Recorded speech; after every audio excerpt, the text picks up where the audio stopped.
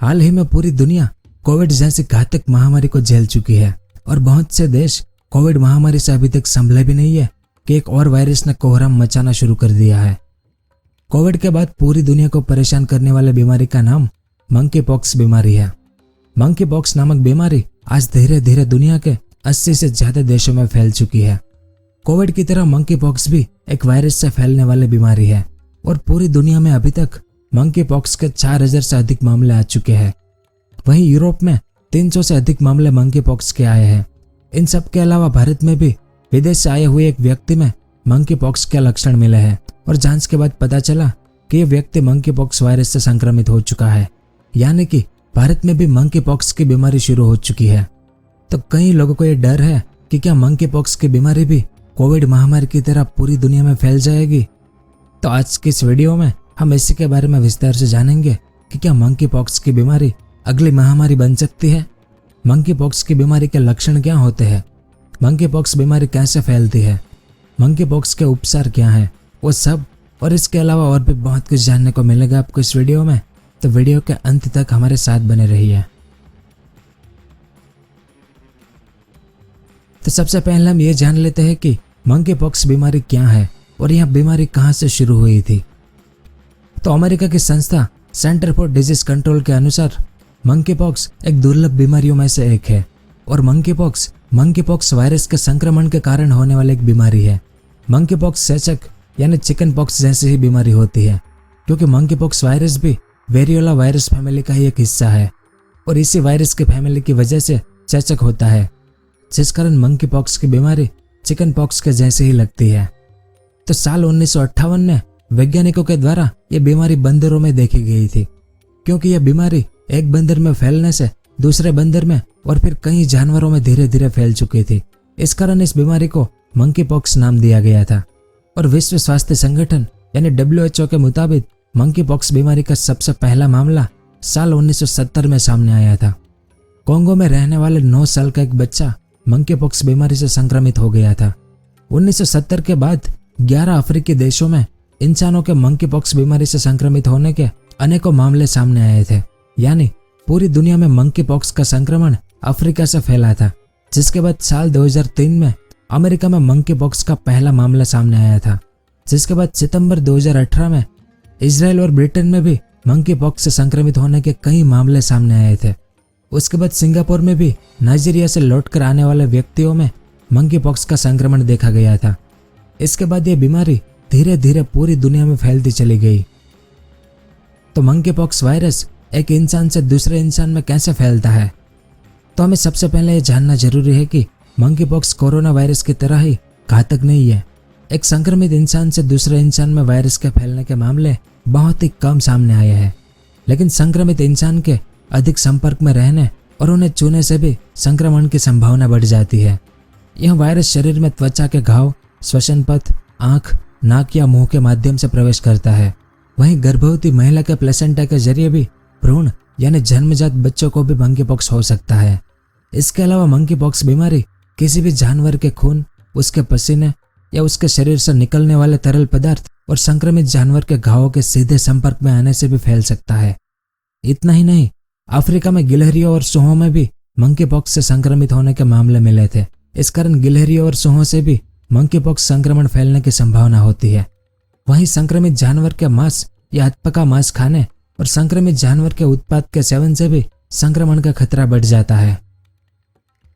तो अब इसके बाद ये जान लेते हैं कि मंकी पॉक्स के लक्षण क्या होते हैं। तो मंकी पॉक्स के लक्षण चेचक की तरह ही दिखाई देते हैं, लेकिन ये लक्षण बहुत ही कम गंभीर होते हैं। मंकी पॉक्स वायरस का इंक्यूबेशन पीरियड यानी संक्रमित होने के बाद लक्षण दिखाई देने में 6 से 13 दिन लगते हैं, लेकिन कई बार इंक्यूबेशन पीरियड 15 से 21 दिन तक भी हो जाता है और व्यक्ति के संक्रमित होने के 5 दिन के भीतर ही उसे बुखार, तेज सिर दर्द, शरीर में सूजन, पेट दर्द, मांसपेशियों में दर्द और थकान जैसे लक्षण दिखाई देते हैं। उसके बाद रोगी के शरीर पर चकत्ते विकसित होने लगते हैं, जो उनके चेहरे से शुरू होकर शरीर के अन्य भागों में भी फैल जाते हैं और यह चकत्ते बड़े पिंपल्स के प्रकार के होते हैं जो धीरे धीरे बढ़ने लग जाते हैं। इन चकत्तों की संख्या 1-2 से लेकर हजारों तक भी पहुंच जाती है, लेकिन ये चकत्ते सूख कर जड़ जाते हैं। यानी मंकी पॉक्स शुरुआती दिनों में चेचक यानी चिकन पॉक्स की तरह ही दिखाई देता है। फिर यह संक्रमित होने के बाद 2 से 4 हफ्तों तक रहता है। अब जानते हैं कि चेचक की तरह दिखाई देने वाली मंकी पॉक्स बीमारी कितनी खतरनाक है। यूके स्वास्थ्य सुरक्षा एजेंसी के अनुसार मंकी पॉक्स बहुत ही कम जोखिम वाली बीमारी है। मंकी पॉक्स वायरस का संक्रमण फैलने में काफी समय लगता है। यह कोरोना की तरह अत्यधिक संक्रामक बीमारी नहीं है। इसके अलावा पूरी दुनिया में मंकी पॉक्स की बीमारी से वर्तमान समय में कोई भी मौत रजिस्टर नहीं हुई है। वहीं विश्व स्वास्थ्य संगठन के अनुसार मंकी पॉक्स वायरस की 2 स्ट्रेन है, एक कॉन्गो स्ट्रेन है और दूसरी है पश्चिमी अफ्रीकी स्ट्रेन। और ये दोनों ही प्रकार के स्ट्रेन 5 साल से छोटे बच्चों को ही अपना शिकार बनाती है, क्योंकि मंकी पॉक्स की बीमारी वयस्कों की तुलना में बच्चों पर अधिक प्रभावी होती है। इतना ही नहीं, अमेरिका के स्वास्थ्य मंत्रालय की रिपोर्ट के अनुसार मंकी पॉक्स से संक्रमित रोगी के संपर्क में आने वाले 50 लोगों में से मात्र एक व्यक्ति ही संक्रमित हुआ है, जो ये बताता है कि मंकी पॉक्स वायरस अधिक संक्रामक नहीं है और ना ही खतरनाक है। लेकिन क्या मंकी पॉक्स महामारी बन सकता है? तो हाल ही में मंकी पॉक्स के बढ़ते हुए मामलों को देखते हुए वर्ल्ड हेल्थ नेटवर्क ने इसे महामारी घोषित कर दिया है। वर्ल्ड हेल्थ नेटवर्क के अनुसार जिस प्रकार मंकी पॉक्स पूरी दुनिया में फैल रहा है, इसके लिए दुनिया भर के देशों को वैश्विक प्रयास करने होंगे ताकि मंकी पॉक्स बीमारी को सीमित किया जा सके। लेकिन WHO ने मंकी पॉक्स को वैश्विक महामारी मानने से साफ मना कर दिया है। WHO के अनुसार मंकी पॉक्स कोरोना वायरस की तरह अधिक लोगों को संक्रमित नहीं करता है और मंकी पॉक्स वायरस से संक्रमण की रफ्तार बहुत धीमी है। वहीं मंकी पॉक्स बीमारी से मरने वाले लोगों की संख्या भी ना के बराबर है। इस कारण शुरुआत में इसे वैश्विक महामारी घोषित नहीं किया गया, लेकिन अभी कुछ दिन पहले WHO ने इसे महामारी ही घोषित कर दी है।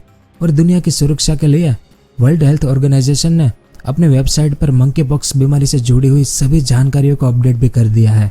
और इतना ही नहीं, WHO ने सभी देशों को सलाह दी है कि चेचक में लगने वाले टीके का इस्तेमाल इस बीमारी को रोकने के लिए किया जाना चाहिए। वहीं WHO गरीब देशों को चेचक के टीके भी उपलब्ध करा रही है। तो पूरी दुनिया में मंकी पॉक्स की स्थिति जानने के बाद अब हम भारत में मंकी पॉक्स की क्या स्थिति है इसके बारे में जान लेते हैं। तो हाल ही में भारत में मंकी पॉक्स से संक्रमित एक व्यक्ति मिला था, जिसे आइसोलेट कर दिया गया था। उसके बाद उस व्यक्ति से मिलने वाले सभी लोगों की जांच करके 7 से 14 दिन के लिए उन्हें भी आइसोलेट कर दिया गया था। अगर भारत में मंकी पॉक्स की स्थिति के बारे में बात करें तो भारत में मंकी पॉक्स को लेकर स्थिति सामान्य है, क्योंकि भारत के स्वास्थ्य मंत्रालय ने मंकी पॉक्स को नियंत्रित करने के लिए कुछ कदम भी उठाए हैं। और हमारी केंद्र सरकार ने National Centre for Disease Control और Indian Council of Medical Research को अलर्ट रहने के लिए भी कहा है।